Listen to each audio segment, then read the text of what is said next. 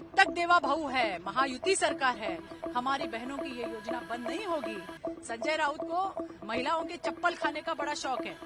एक बार तो खा चुके विधानसभा में, अब स्थानिक स्वराज्य संस्था में भी वही चप्पल खाएंगे और सारी लाडली बहनें उन्हें धूल चटाएगी।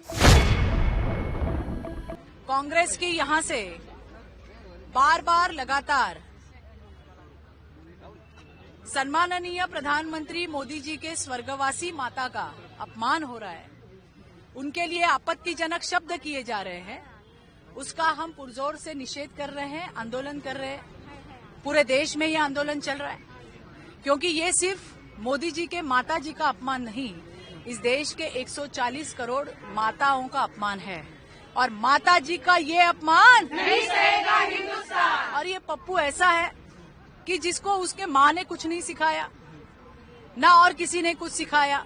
ये भारत माता को माता नहीं मानता, ये भारत माता को वंदन नहीं करता, और ऐसे पप्पू से हम और क्या उम्मीद कर सकते हैं। जिस बिहार के सीता मैया की भूमि से स्वर्गवासी माता जी प्रधानमंत्री जी की, उनके लिए जो अपशब्द कहे गए, उनके लिए उनका एक AI वीडियो बनाया गया, इसका जवाब तो इस देश की मातृशक्ति जरूर देगी।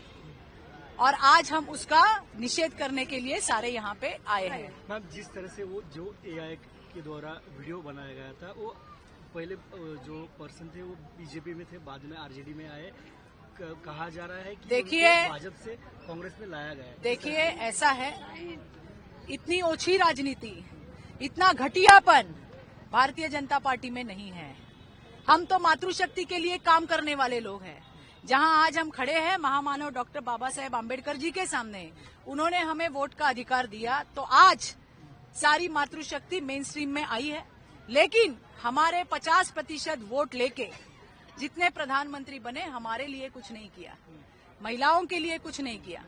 2014 में जब प्रधानमंत्री मोदी जी बने, तब से लेके उसके जन्म से लेके मरने तक की सारी सुविधाएं उसे मेन स्ट्रीम में लाने का काम, टॉयलेट हो, पानी हो, बच्चियों का जन्म दर बढ़ने की बात हो, उन्हें सक्षम करने की बात हो, लखपति दीदी बनाने की बात हो, ये सारी बातें हमारे लिए हमारे मोदी जी ने की है।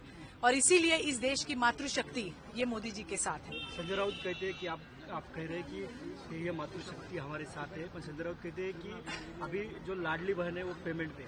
अरे पेमेंट पे तो संजय राउत है। संजय राउत को सामना का पेमेंट मिलता है, उद्धव ठाकरे पेमेंट देते हैं, संजय राउत को पवार साहब पेमेंट देते हैं, और उस पेमेंट पे तो पगारदार जिसे हम कहते हैं वो तो संजय राउत है। और अभी बार बार लाडली बहनों का अपमान मत कीजिए, एक बार आपको दे चुके हैं अच्छी तरह से।